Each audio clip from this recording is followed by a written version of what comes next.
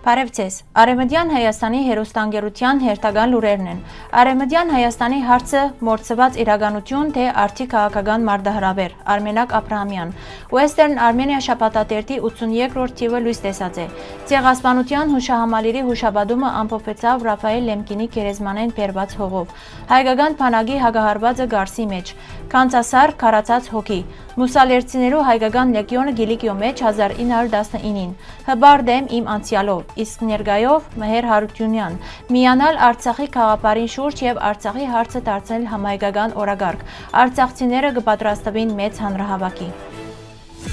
Սիրելի հայրենագիտներ, մենք շատոնց հասկացած ենք, թե միայն հայտարարություններով առաջ չենք երթար։ 2019-ի մեր խոսքերուն մեջ մենք բարձրացանեցինք, որ մեր ժողովուրդը քոյապանական սպառնալիքի դեմ դրված է։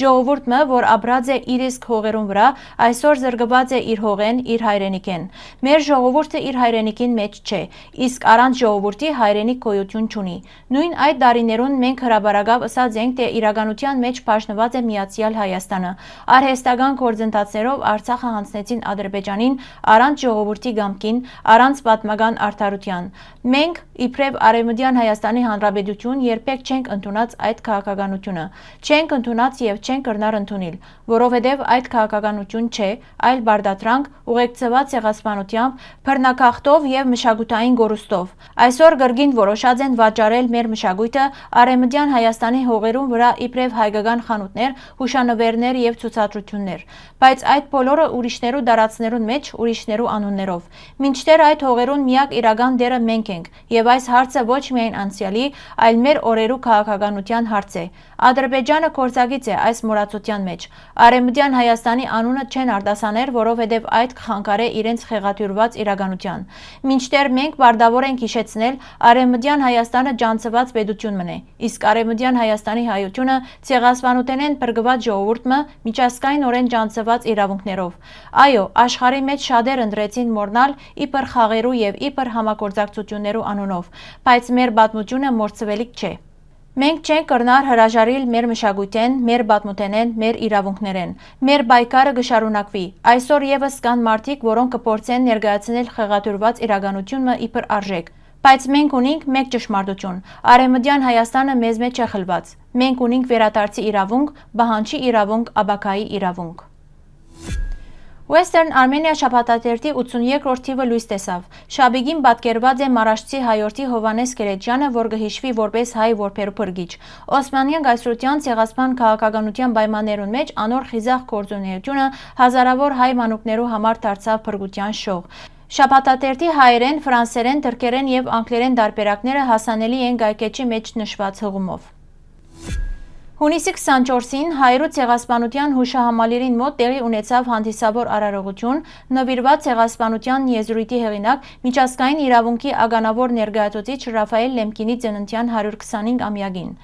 Արարողության ընթացքին բացվեցավ հուշաքար եւ զետեղվեցավ հող, բերված Լեմկինի գերեզմանեն։ Միջոցառման ներկային Արևելյան Հայաստանի մեջ Լեհաստանի գործերու ժամանակավոր հավատարմադար Մարչին Ռուժեցկին, Գաթողիկե գերեզմանադան Գիլիկիա մատենադարանի պետ Գերաշնորհ Տեր Շահան arczepiskopos Սարգսյանը, որու նախաձեռնությամբ Լեմկինի գերեզմանեն հող փոխադրվեցավ ԱՄՆ-ին Հայաստան Բեյրութի միջոցով Հրաչյա Մարգարյանի աջակցությամբ։ Բացման խոսքով հանդես եկավ հայրու ցեղասպանության տանկարանի դնորեն Էդիտա Գզոյանը, ով շեշտեց, որ այսօրվան հանդիպումով կհարկեն Ռաֆայել Լեմկինի ոչ միայն իրավական ժառանգությունը, այլև բարոյական արժեքները։ Լեմկին կհավատար, որ հիշողությունը առանց պատասխանատվության դադարք է, իսկ արդարությունը կսկսի, ճշմարտությունը իր անունով կոչել է, նշեց Գզոյանը։ Լեմկին թեև հայ չէր եւ երբեք Հայաստան չէր այցելած, հայրու ցեղասպանությունն էր, որ խոր աստեցություն թողեց անոր վրա եւ դարձավ իր իրավական պայքարի մեկնագետը։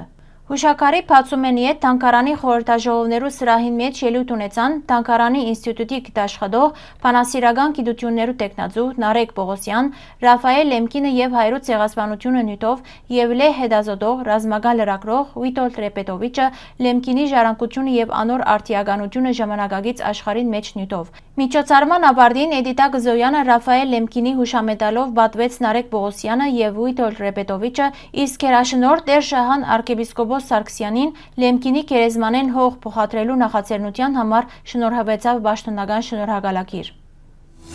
1920 թվականի հոկտեմբեր 14-ին հայկական բանակը հարձակման անցավ Գարսի ուղղությամբ գործողություններ կատարելով 3 ճակատներով։ Թեև սկիզբը կենտրոնական ուղղությամբ որոշ հաջողություններ արձանագրվեցան, սակայն աջ թևի նահանջը ամբողջ իրավիճակը փոխեց։ Թուրքական ուժերուն գերազանցությունը եւ հրամանատարական արձագանքի թերացումները կհանգեցնեն հայկական ուժերու նահանջին։ Հարձակումը մինչև երեկո չէր հասած ակնկալված արդյունքին։ Հատկապես վնաս հասցուցին նաեւ բոլշևիկներու կողմէ ներսեն տարածված խոճապահար լուրերն ու ապագառուցողական վարքագիծը։ Որոշ ստորաբաժանումներ նահանջեցին առանց հրաման ստանալու։ Զանգեզուրի մեջ Կարմիր բանակը հարձակման անցավ հոկտեմբեր 15-ին։ Կարեկին նշտե օգտագործեց մուրջ եւ ոստային մարտավարությունը թույլ կողմերեն թշնամի ներս ձգելով, ապա հագահարված տալով տիգունքեն։ Հոկտեմբեր 18-ին վերին խոթանանի մոտ հայկական ուժերը բայտուցիկներու միջոցով խոճապ ստեղծեցին Կարմիր բանակի շարքերեն ներս։ Հայ մարտիկները թշնամիին զգալի կորուստներ վաճառեցին, իսկ 84-րդ ճակատը գրեթե ամբողջությամբ չախչախվեցավ։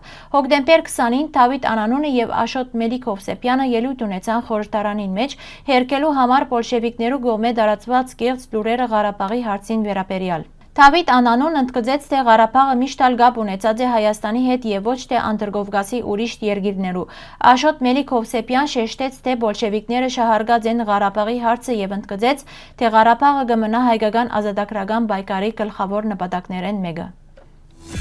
Հայկական լեռնաշղթայի կակատին հբարդ եւ անսասան կգանքնի կանցասարը կանցերուլերը հայկական հոգեվորության եւ մշակույթի անմար խորհրդանիշը 10-րդ դարուն իշխան Հասան Ջալալի կողմէ կառուցված վանական համալիրը դարեր շարունակ ծառայած է իբրև հոգեվոր սրբավայր եւ ազգային ինքնության պահապան։ Վանքի կանտակները, խաչքարերը, երկինք նայող կմպետն ու կարեղեն խաչը միայն ճարտարապետական գեղեցկություն չեն։ Անոնք աղոթներ են ժամանակի մեջ սարեցված։ Կանցասարը կխորհրդանշե միասնությունը հավատքի, դոգունության եւ ժառանգության միջև։ Այս վանքը բարձրապես շենք մը չէ, ան ասկի սրդեն ծնած հոգի մնե քարով մարմնավորված։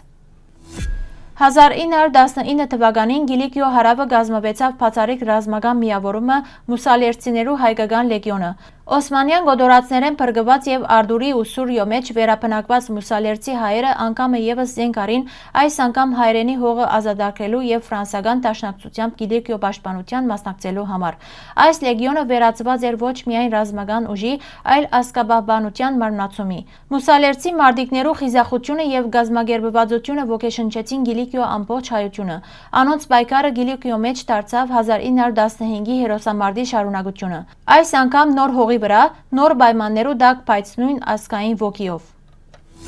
Հբար դեմ իմ անցյալով, իսկ ներկայով այս խոսքերը կպատկանին Գաճար գիտական կենտրոնի տնօրեն, պատմական գիտություններու տեխնացու դոցենտ Մհեր Հարությունյանին, Արցախյան պայքարի նվիրյալներեն մեկուն, որ իր ապրած կյանքով խորհրդանշեց Արցախցիի ոգին։ 1992 թվականին Շուշիի ազատագրումը դարձավ հաղթանակի խորհրդանիշ ամբողջ ազգին հբարտության բահը։ Այդ պատմական օրերը կազմավորեցին սերունդը, որ դարիներ ետ կրկին կանգնեցավ հայրենի հողը պաշտպանելու համար։ 2023 թվականը մնաց հայ ժողովրդի հիշողության մեջ իբրև ցավալի շրջադարձ Արցախի բազմատարյա գոյաբայկարի պատմության մեջ։ Դարին, որ աստարարեց պատմական Արցախի բռնազավթումը, դարձավ փեգումնային թե քաղաքական, թե հոգեբանական իմաստով։ Շուրջ 30 տարիներ Արցախցին ապրած էր հայրենի հողին վրա, պատերազմի ցավը հաղթահարելով հանուն խաղաղության եւ ազատության։ Սակայն 2023-ին բռնի դեղահանությունը, հայության թեմ իրականացված պատերազմական հանցագործությունները եւ միջազգային լրությունը ցնցեցին ոչ միայն Արցախի,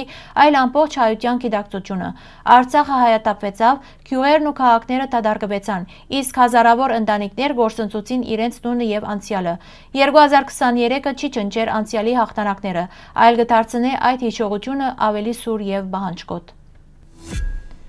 Արցախցիներու իրավունքներու պաշտպանության խորհրդի հայտարարություն։ Ինչպես նշված է մամլո ասուլիսներուն եւ վերջին հանդիպումներուն ընթացքին, արցախցիները վճռական են եւ պատրաստ պայքարի։ Խորհուրդը կհայտարարե նոր պայքարի հանգրվանի մեկնարկ հուլիս 12-ին երեկոյան ժամը 6-ին Ազատության հրապարակեն, որմե սկսելով պիտի կատարվի քայլեր թեպի պետական հաստատություններ եւ իրականացվին քաղաքացիական անհնազանդության գործողություններ։ Խորհուրդը կշեշտե, թե վճռականը իր խոստումներուն մեջ եւ չի շեղիր ուղիեն։ Գործողություններու մանրամասները պիտի հայտարարվին թե հարցազրույցներով, թե դեղին վրա։ Խորհուրդը կգոչի հայաստանյաց առաքելական եկեղեցվո սփյուռքի գազագերբություններուն, արցախյան եւ հայաստանյան հասարակական քաղաքական ուժերուն, Արցախի իշխանություններուն եւ համայն հայության միանալ Արցախի գաղափարին եւ դարձնել զայն համահայկական օրագարկ։ Հիշեցում 1988-ի ոգին գրգին արթուն է։ Միասին հանուն Արցախի, մեր իրավունքներուն եւ հայ ժողովրդին։